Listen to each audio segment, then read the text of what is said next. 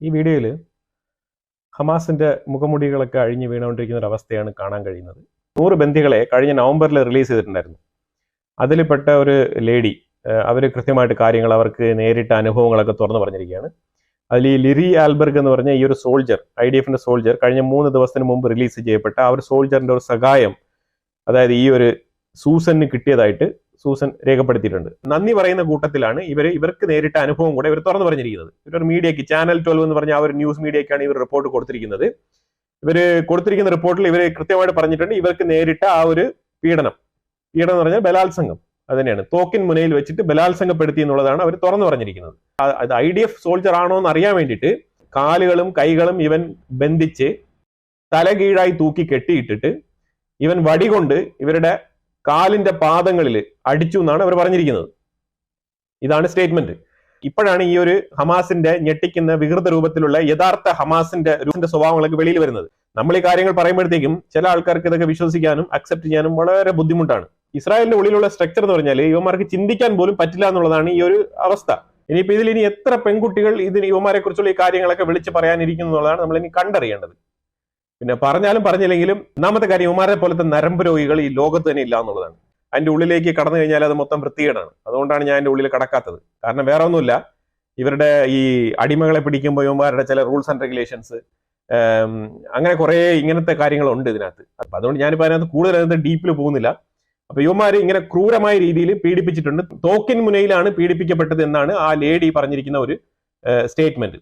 പിന്നെ ഈ ലിറി ആൽബർഗ് എങ്ങനെയാണ് അവരെ സഹായിച്ചെന്ന് പറഞ്ഞു കഴിഞ്ഞാൽ, ഇവർ ബന്ദിയാക്കപ്പെട്ട ആദ്യ ദിവസങ്ങളിൽ ഐസൊലേറ്റ് ചെയ്യപ്പെട്ടിരുന്നതും ആ ഒരു സമയത്ത് ഇവർക്ക് ശാരീരികമായിട്ട് തന്നെ പല ഭാഗങ്ങളിലും ഇവർക്ക് മുറിവുകൾ ഉണ്ടായിരുന്നു. അപ്പൊ ആ മുറിവുകൾ ഉണ്ടായിരുന്ന കാരണം കൊണ്ട് തന്നെ അവൻ കുറച്ച് സംയമനം പാലിച്ചിരിക്കുകയായിരുന്നു, വെയിറ്റ് ചെയ്തിരിക്കുമായിരുന്നു. കുറച്ചു നാളിങ്ങനെ മുന്നോട്ട് പോകുന്ന അവസ്ഥയിലാണ് ഈ ഒരു പീഡനം സംഭവിക്കുന്നത്. ഈ പീഡനമൊക്കെ സംഭവിച്ചതിന് ശേഷം ഇവരെ മറ്റുള്ള ബന്ദികൾ ഇരിക്കുന്ന സ്ഥലത്തേക്ക് ഇവ മാറ്റുകയാണ് ചെയ്തത്. അങ്ങനെ മാറ്റുന്ന സമയത്താണ് ഇവര് ഈ ഒരു ആൻ സൂസൻ ഒരു IDF ഉദ്യോഗസ്ഥയാണോ എന്ന് അറിയാൻ വേണ്ടിയിട്ട് ഇവര് ശ്രമിച്ചത്. അങ്ങനെ ശ്രമിക്കുന്ന സമയത്താണ് ഇങ്ങനെ കെട്ടിയിട്ട് അടിച്ചതും ഉപദ്രവിച്ചതും തലകീഴായിട്ട് തൂക്കിയിട്ടതൊക്കെ. ആ ഒരു അവസ്ഥയൊക്കെ അവിടെയാണ് ഉണ്ടായത്. ഇതിന്റെ ഈ ഒരു സൗണ്ടും ഒച്ചയും ബഹളവും ഒക്കെ കേട്ടുകൊണ്ടിരുന്ന ലിറി ആൽബർഗ് എണ്ണീറ്റ് പോവുകയും ആ ഒരു തീവ്രവാദിയെ നേരിടുകയും അവൻ്റെ അടുത്ത് കാര്യം പറഞ്ഞ് മനസ്സിലാക്കുകയും അവനൊരു സോൾജർ അല്ല എന്നുള്ള കാര്യം അവനെ കൺവിൻസ് ചെയ്ത രീതിയിൽ അവനെ ധരിപ്പിച്ചു. ഈ ഒരു ലിറി ആൽബർഗ് അവനെ കൺവിൻസ് ചെയ്തു, ആ തീവ്രവാദിയെ. അതാണ് ഈ ലിറി ആൽബർഗ് ചെയ്ത ഏറ്റവും വലിയൊരു കാര്യം. അവർ ടൈംലി മാനറിൽ ചെയ്തത് കൊണ്ട് അവരുടെ ജീവൻ രക്ഷപ്പെട്ടു എന്നാണ് പറയുന്നത്. അല്ലെങ്കിൽ അവൻ അവിടെ ഇവരെ തലകീഴായി കെട്ടി തൂക്കിയിട്ട് അടിച്ചു തന്നെ കൊന്നേനെ എന്നാണ് അവർ പറഞ്ഞത്. ഇതാണ് സംഭവം. അപ്പൊ ഇതൊക്കെ മലയാളി ഹമാസ് കേട്ടാലും കേട്ടില്ലെങ്കിലും ഇതൊക്കെ നടക്കുന്ന കാര്യങ്ങളാണ്. ഈ ഇൻട്രോഗേഷൻസും കാര്യങ്ങളൊക്കെ നടന്നത് നല്ല വ്യക്തമായിട്ട് ചാനൽ 12 എന്ന് പറഞ്ഞ ചാനലിലും വന്നിട്ടുണ്ട്, അതുപോലെ പത്രങ്ങളിലും പ്രസിദ്ധീകരിച്ച് വന്നിട്ടുണ്ട് എന്നുള്ളതാണ്. അപ്പൊ അതൊരു സൈഡിൽ നിൽക്കെ നല്ല മുട്ടം പണിയുമായിട്ട് ഡൊണാൾഡ് ട്രംപും മാർക്കോ റൂബിയോയും ഇറങ്ങിയിട്ടുണ്ട്. മാർക്കോ മാസ് പരിപാടികളാണ് കാണിക്കുന്നത്, പറയാതിരിക്കാൻ വയ്യ. മാർക്കോ റൂബിയോ വളരെ വ്യക്തമായിട്ട് തന്നെ പറഞ്ഞിട്ടുണ്ട്, അതായത് ഗാസ ഇനി അവിടെ ആ ഒരു ഗാസയായിട്ട് നിലനിൽക്കില്ല എന്നുള്ളത് അർത്ഥശങ്കയ്ക്കിടയില്ലാതെ വീണ്ടും വിളിച്ച് പറയുകയാണ്. അപ്പൊ തൽക്കാലം നമ്മൾ ചെയ്തുകൊണ്ടിരിക്കുന്ന പറഞ്ഞാൽ ഈ ബന്ദികളെ വിട്ടുകിട്ടുക എന്നുള്ള ആ ഒരു രീതിയിലുള്ള ഡീലാണ്, സീസ് ഡീലാണ് മുന്നോട്ട് പോകുന്നത്. അത് ആവോളം മുന്നോട്ട് പൊയ്ക്കോട്ടെ.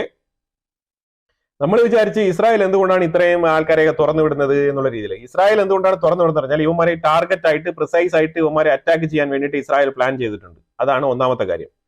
ഈ തുറന്നു വിടുന്നതിൽ എക്സ്പെൻസീവ് ആയിട്ടുള്ള ക്രിമിനലുകളെ ഇസ്രായേൽ ടാർഗറ്റഡ് ആയിട്ട് അറ്റാക്ക് ചെയ്യും. അത് ഉറപ്പുള്ള കാര്യമാണ്, നിങ്ങൾ കുറിച്ച് വെച്ചോ. ഇത് ഇൻഡയറക്റ്റ് ആയിട്ട് അവിടെ ഷിൻബെറ്റ് ഉൾപ്പെടെ മൊസാദ് ഉൾപ്പെടെയുള്ള അവരുടെ റെപ്രസെന്റേറ്റീവ്സ് എല്ലാം നെസറ്റിൽ തന്നെ ഇതിനെക്കുറിച്ച് ഇൻഡയറക്ട്ലി സൂചിപ്പിച്ചിട്ടുണ്ട്. അപ്പൊ അതുകൊണ്ട് അതിനെക്കുറിച്ച് നിങ്ങൾ വറി ചെയ്യേണ്ടതാണ് പറഞ്ഞിരിക്കുന്നത്. അതായത് ഈ ഫാർ റൈറ്റിലുള്ള ആൾക്കാരൊക്കെ ചോദ്യം ചോദിക്കുന്നുണ്ട്, ഇത്രയും ആൾക്കാരെ നിങ്ങൾ തുറന്നു വിടുന്നില്ലേ, ഇവരൊക്കെ ക്രിമിനലുകളാണല്ലോ എന്നുള്ള രീതിയിൽ. അപ്പം അതിന്റെ പ്രിവെന്റീവ് മെഷേഴ്സ് ഞങ്ങൾ എടുക്കും. അതായത് ഈ ക്രിമിനലുകൾ അവരുടെ ശിക്ഷാ കാലാവധി പൂർത്തിയാകാതെ ഇങ്ങനെ ഒരു ഇസ്രായേലിന്റെ കുറെ പൗരന്മാരെ പിടിച്ചു വെച്ചിട്ട് ആ ഒരു പ്രിവിലേജിലാണ് അവർ പുറത്തു പോകുന്നത്. അപ്പൊ അങ്ങനെ നമ്മൾ പുറത്തു വിടുന്നത് വെച്ചാൽ നമ്മൾ ഫോഴ്സ്ഫുള്ളി നമ്മൾ തുറന്നു വിടേണ്ട ഒരു അവസ്ഥയിൽ എത്തിപ്പെട്ടിരിക്കുകയാണ്. അപ്പൊ അതുകൊണ്ട് അവരുടെ ശിക്ഷ ഏത് രീതിയിൽ നടപ്പാക്കണം എന്നുള്ളത് ഷിൻബെറ്റിനും മൊസാദിനും അറിയാം എന്നാണ് പറഞ്ഞിരിക്കുന്നത്. അപ്പൊ അവരത് നടത്തിക്കോളും. അതുകൊണ്ട് ആരും വറി ചെയ്യേണ്ട ആവശ്യമില്ല. ഇവന്റെയൊക്കെ തലപ്പത്തിരുന്ന ആൾക്കാരെ വരെ പിന്നെ ഇറാന്റെ ഉള്ളിൽ വരെ വെച്ച് പൊട്ടിച്ച് കളഞ്ഞിട്ടുണ്ട്. ഇവന്റെയൊക്കെ ഇടുപ്പിലിരുന്ന പേജർ പൊട്ടുന്നത് വരെയും അറിഞ്ഞിട്ടില്ല. ആ രീതിയിലൊക്കെ മുൻകൂട്ടി ചെയ്യാൻ പ്രിപ്പയർഡ്നെസ്സും ആ രീതിയിലെ കഴിവും ടെക്നോളജിയും ഉള്ള മൊസാദും IDF ഉള്ളപ്പോഴത്തേക്കും പിന്നെ ഇതിനെക്കുറിച്ച് വറിയിടാവേണ്ട ആവശ്യമില്ല.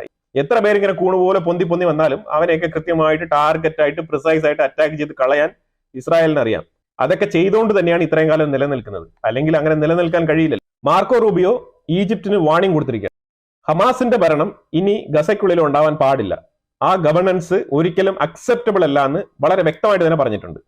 ഈജിപ്ത് നീ ഗസയിലുള്ള ആൾക്കാരെ നീ ഈജിപ്തിലേക്ക് കൊണ്ടുപോകുവോ അല്ലെങ്കിൽ മാറ്റി പാർപ്പിക്കോ, നീ എന്ത് വേണേലും ചെയ്തോ, പക്ഷേ ഹമാസ് എന്ന് പറഞ്ഞ സാധനം ഇനി ഗസയ്ക്കുള്ളിൽ ഉണ്ടാവാൻ പാടില്ല എന്നുള്ളത് വളരെ വ്യക്തമായിട്ട് പറഞ്ഞിട്ടുണ്ട്. പിന്നെ റൂബിയോ പറഞ്ഞത് ഹമാസ് എന്ന് പറഞ്ഞ ഒരു തീവ്രവാദ സംഘടനയ്ക്ക് ഇവിടെ യാതൊരു രീതിയിലുള്ള അഡ്വാൻറ്റേജും ഇല്ല എന്നുള്ളതാണ്. കാരണം ഏതാണ്ട് ഇസ്രായേലും ഗസയുമായിട്ടുള്ള അല്ലെങ്കിൽ ഇസ്രായേലും പാലസ്തീനിയുമായിട്ടുള്ള ഒരു ക്ലാഷ് ഉണ്ടായത്, ഏതാണ്ട് അവസാനത്തെ രക്തച്ചൊരിച്ചിലൊക്കെ ഉണ്ടായത് ഒരു 10-15 വർഷങ്ങൾക്ക് മുമ്പാണ്, ഇപ്പോഴല്ല. പക്ഷേ ഇപ്പൊ ഉണ്ടായ ഈ ഒരു രക്തച്ചൊരിച്ചലിന് ഇപ്പൊ ഈ നടന്നുകൊണ്ടിരിക്കുന്ന സംഭവത്തിന്റെ ഉത്തരവാദികൾ ഹമാസ് മാത്രമാണ്. അത് October 7 ആ ഒരു ആക്രമണം നടത്തിയതിന്റെ ഫലമായിട്ടാണ് ഇപ്പോഴത്തെ കാര്യങ്ങൾ സംഭവിച്ചുകൊണ്ടിരിക്കുന്നത്. അപ്പൊ അതുകൊണ്ട് ഇപ്പൊ നീ സംസാരിക്കുമ്പോൾ ഈ October 7 നിന്ന് സംസാരിച്ചാൽ മതി, അതിന് മുന്നുള്ള കാര്യങ്ങളൊന്നും നീ എടുത്തുകൊണ്ട് വരേണ്ട ആവശ്യമില്ല എന്നാണ് പറഞ്ഞിരിക്കുന്നത്.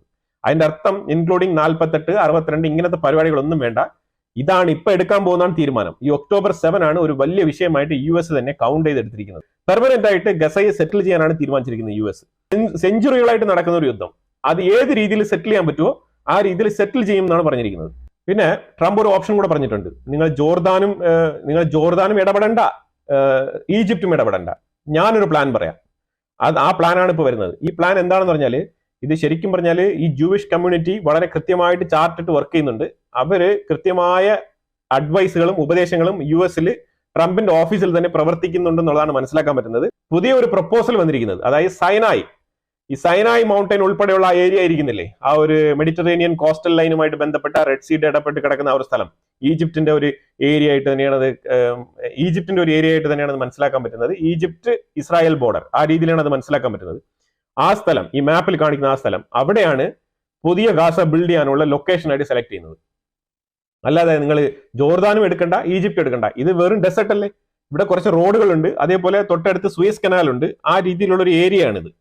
ആ ഏരിയയിൽ നമുക്ക് റീസെറ്റിൽമെന്റിന് ഇവർക്ക് വേണ്ടിയിട്ടുള്ള കൺസ്ട്രക്ഷൻസും infrastructure, modern infrastructure, high facility, highway, road, tunnel എല്ലാം തന്നെ നിർമ്മിക്കാം. ഒരു കുഴപ്പമില്ല. ഓൾറെഡി തന്നെ ഈജിപ്തിന് എയ്ഡ് അമേരിക്ക കൊടുക്കുന്നുണ്ട്, ജോർദാൻ എയ്ഡ് കൊടുക്കുന്നുണ്ട്. ഈ എയ്ഡുകളിലൊക്കെ ചെറിയ വർധനമൊക്കെ ഉണ്ടാവും. നിങ്ങൾ ഓൾറെഡി തന്നെ ഏതാണ്ട് $12 ബില്യൺ ഡെഫിസിറ്റിലാണ് പൊയ്ക്കൊണ്ടിരിക്കുന്നത് ഈജിപ്തൊക്കെ. അപ്പൊ ഇതിൽ എന്തെങ്കിലും പ്രോഫിറ്റ് കിട്ടുമോ, ഇങ്ങനത്തെ എന്തെങ്കിലും മാർഗ്ഗങ്ങൾ ഉണ്ടാക്കാൻ പറ്റുമോ, അല്ല റിയൽ എസ്റ്റേറ്റ് ബൂം ചെയ്യാൻ പറ്റുമോ എന്നുള്ളതൊക്കെ നോക്കിക്കഴിഞ്ഞാൽ നിങ്ങൾ പ്രപ്പോസലുമായിട്ട് വാ, നമുക്ക് അവിടെ റീകൺസ്ട്രക്ട് ചെയ്യാം ഗാസ എന്നാണ് പറഞ്ഞിരിക്കുന്നത്. എവിടെ? സൈനായിൽ. അത് പെർഫെക്റ്റ് ആയിട്ടുള്ള ഒരു ഐഡിയ ആയിട്ടാണ് ഇസ്രായേലും കൂടെ പ്രപ്പോസ് ചെയ്യുന്നത്. അപ്പൊ അവിടെ അവർ ഉദ്ദേശിക്കുന്ന കാര്യം എന്ന് പറഞ്ഞാൽ, ട്രംപ് ആണ് വളരെ വ്യക്തമായിട്ട് സംസാരിച്ചിരിക്കുന്നത്. ഇത് ട്രംപിന്റെ ഓഫീസിലെ ഇന്റർണൽ മീറ്റിംഗിൽ സംസാരിക്കുന്ന വിഷയമാണിത്. ഇത് ഇതുവരെ സ്റ്റേറ്റ്മെന്റ് ആയിട്ട് പുറത്തു വന്നിട്ടില്ല. ഇത് സ്റ്റേറ്റ്മെന്റ് ആയിട്ട് വൈകാതെ തന്നെ വരും. അതായത് ഈജിപ്തും ജോർദാനും ഏതെങ്കിലും രീതിയിൽ ഒരു കൺസോളിഡേറ്റഡ് ആയിട്ട് എന്തെങ്കിലും ഒരു തീരുമാനത്തിൽ എത്തി മുന്നോട്ട് വന്നു കഴിഞ്ഞാൽ ഓക്കെ. ഇനി അത് വരുന്നില്ല എന്നുണ്ടെങ്കിൽ US പ്രപ്പോസ് ചെയ്യാൻ പോകുന്ന ഒരു പ്ലാൻ ആണിത്. US പ്രപ്പോസ് ചെയ്യാൻ പോകുന്ന ഒരു പ്ലാൻ എന്ന് പറഞ്ഞാൽ ഇവർ സ്റ്റേറ്റ്മെന്റ് ആയിട്ട് തന്നെ ഇറക്കി കഴിഞ്ഞാൽ പിന്നെ അവിടെ ആയിരിക്കും ഗാസ റീബിൽഡ് ചെയ്യുന്നത്. പിന്നെ ആർക്കെങ്കിലും ഗാസയ്ക്ക് പൈസ കൊടുക്കണം എന്നുണ്ടെങ്കിൽ അത് സൈനായിൽ നടക്കുന്ന ആ ഒരു സൈറ്റിൽ, പുതിയ ഗാസ സൈറ്റിലേക്കായിരിക്കും അവരുടെ ഫണ്ട് പോകുന്നത്. അല്ലാതെ അവർക്ക് ആർക്കും ഇനി ഗസയ്ക്കുള്ളിൽ ചെന്ന് ഇപ്പൊ നിലവിൽ ഇസ്രായേലിനെ തോണ്ടാൻ വേണ്ടിയിട്ട് അവിടെ ചെന്നിരിക്കേണ്ടെന്നാണ് പറയുന്നത്. മാർക്കോ റൂബിയോ പറഞ്ഞിരിക്കുന്നത് ഹമാസിനെ കൃത്യമായിട്ട് ഈ ഗവർണൻസിൽ നിന്ന് മാറ്റി നിർത്തുക, ഇനി ഇസ്രായേലുമായിട്ട് ബന്ധപ്പെട്ട യാതൊരുവിധ അറ്റാക്കിനോ ആ രീതിയിലുള്ള ഒരു കാര്യങ്ങൾക്ക് മുതിരരുതെന്നാണ് പറഞ്ഞിരിക്കുന്നത്.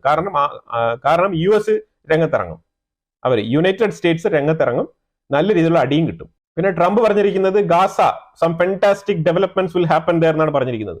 ആ ഫെന്റാസ്റ്റിക് ഡെവലപ്മെന്റിൽ പുള്ളി പറഞ്ഞിരിക്കുന്നത് നല്ലൊരു ലക്ഷറി റിസോർട്ട്, നല്ലൊരു luxurious resort with expensive beach, ഈ സെറ്റപ്പാണ് ഗാസയിൽ പുള്ളി ഉദ്ദേശിക്കുന്നത്.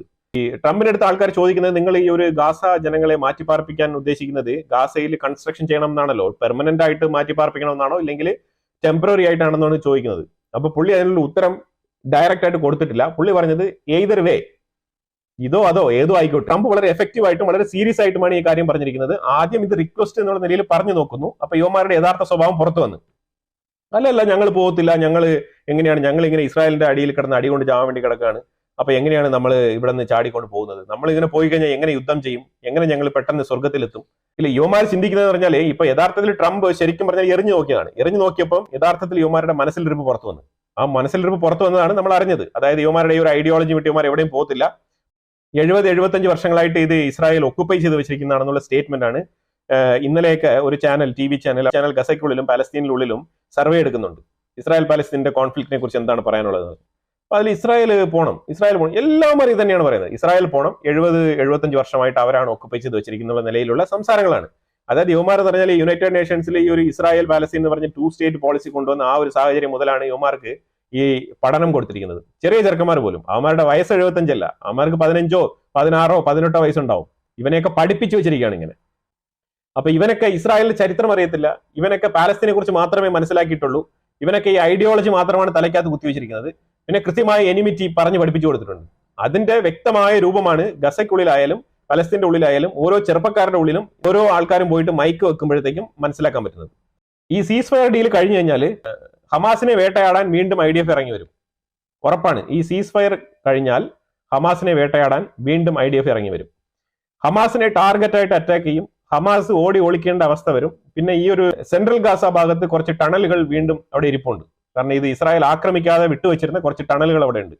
ആ ടണലുകളൊക്കെ AI ടെക്നോളജി വെച്ച് കൃത്യമായിട്ട് മാപ്പ് ഇട്ട് വെച്ചിട്ടുണ്ട് IDF. അപ്പൊ ആ ടണലുകളൊക്കെ ആക്രമിക്കും. ഇതൊക്കെ കൃത്യമായിട്ട് പറയുന്ന കാര്യങ്ങളാണ്. സെൻട്രൽ ഗാസയിൽ വീണ്ടും ആക്രമണം ഉണ്ടാവും. ഇപ്പൊ ഏറ്റവും കൂടുതൽ ആൾക്കാർ നോർത്ത് ഗാസ ഭാഗത്താണ് ഇരച്ചു കയറിക്കൊണ്ടിരിക്കുന്നത്.